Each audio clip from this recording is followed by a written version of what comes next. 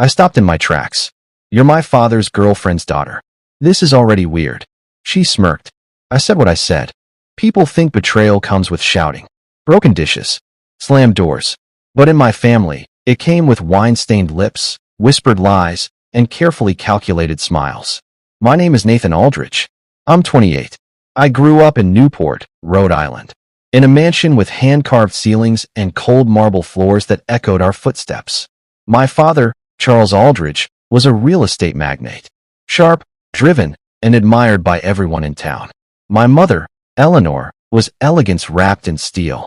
She'd given up her gallery career to help him build his empire. My younger sister, Sophie, is 20, studying psychology at Brown. Fierce, bold, and allergic to hypocrisy. We were a legacy family, the kind with monogrammed towels, private foundation galas, and staff that remembered your birthday. We were admired. Until we weren't. It began the night Maya Vale entered our lives. She arrived at a fundraiser at the Rosecliff Mansion, slipping between conversations like perfume, crimson dress, blonde waves tucked behind one ear. She said she was 46, but carried herself like she had never aged.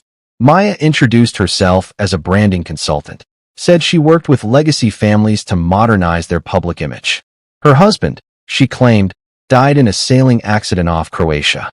It was all said with the right amount of sadness. Tragic, romantic, convenient. My father was drawn to her instantly. The rest of us noticed too, the way his laugh deepened around her, the way he refilled her glass before she asked. Mom noticed first. She always did. Maya became a frequent guest at our estate. First under the pretense of consulting on the Aldridge Foundation. Then dinners. Then late meetings in Dad's study. I'd pass by and hear their low voices and her calculated laughter. A few weeks later, Maya introduced her daughter, Kiara Vale, 22, Ivy League dropout. Claimed she was taking time off to explore wellness and spiritual entrepreneurship. She moved like she owned the place before she even unpacked. Kiara smiled at my mother with sugary politeness, complimented Sophie's art like it was a hobby, not a talent, and then set her eyes on me. Not subtly. It started with lingering glances across the breakfast table, then offhand compliments. You're very grounded, Nathan. I like that in a man. I brushed it off at first. I was raised to be polite. Then came the beach walk. She joined me on a morning run, uninvited. Slowed down to match my pace, pretending to trip on a rock just so I'd catch her. You're like no one I've ever met, she said. Older guys are so obsessed with proving things. But you're stable. Real. I stopped in my tracks. You're my father's girlfriend's daughter. This is already weird. She smirked. I said what I said. Sophie hated them both from day one. She's the kind of woman who smiles at you while hiding the knife, she told me. And Kiara? She'd set fire to a house just to warm her tea. I didn't disagree, but it was worse than we imagined. My father started giving Maya access to foundation funds. Called it collaboration. Bought her a villa under a shell company. Transferred assets for tax protection. He began canceling trips with Mom. Then canceled her gallery restoration. When Eleanor confronted him, he said Maya inspired him in ways she never could. That night, I heard my mother cry. The kind of quiet sobbing that doesn't ask for comfort. Then came the will. Sophie found it. She'd hacked into his cloud account. Dad had rewritten everything. Maya was now the primary heir to the estate. Kiara would take over the foundation with a hefty stipend. Sophie and I were left with ceremonial roles. Enough to look respectable. Not enough to stop anything. I confronted him. You're handing our family to two people you barely know. They understand legacy, he said flatly. You and your sister are too idealistic. This is business, Nathan. No. It was betrayal.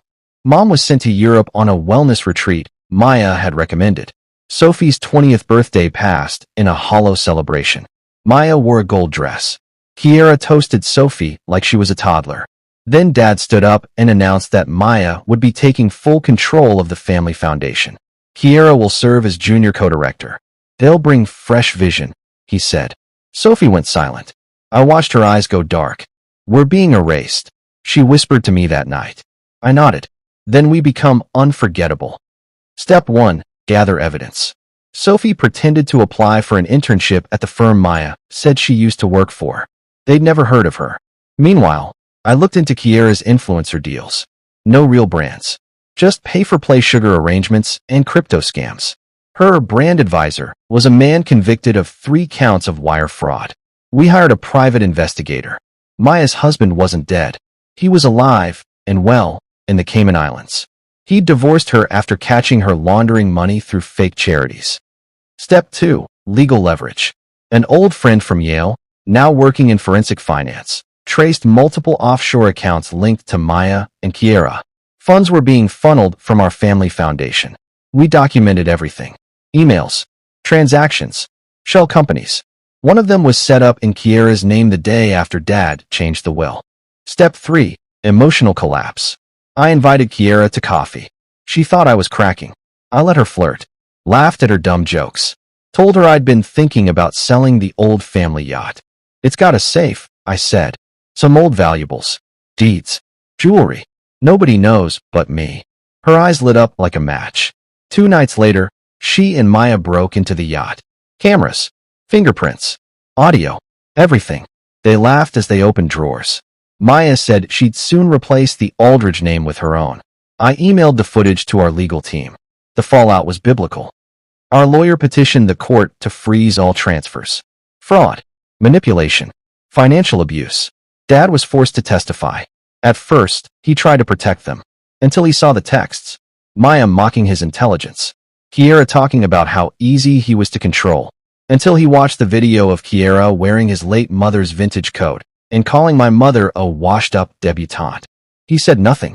The judge voided the will. Maya and Kiara lost everything. They vanished. Some say they fled to Florida. Others say Europe. My father stayed in the mansion alone. Mom moved into the penthouse she kept secret for years. Sophie returned to Brown with a vengeance. I took over the foundation and restructured it completely. We renamed it quietly. No more Aldridge Impact. Now it's Eleanor House. 1 year later, a letter arrived addressed to me. No return address. Miami postmark.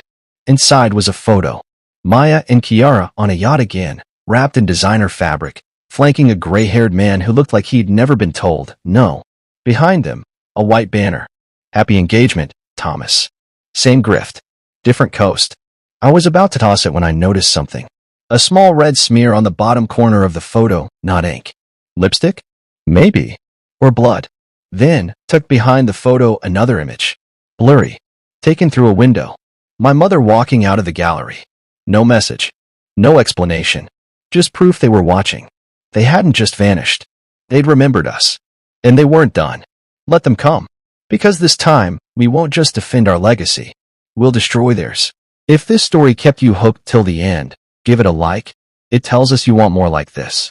And if you're into twisted tales, betrayals, and secrets that cut deep, hit subscribe and turn on the bell. You won't want to miss what's coming next.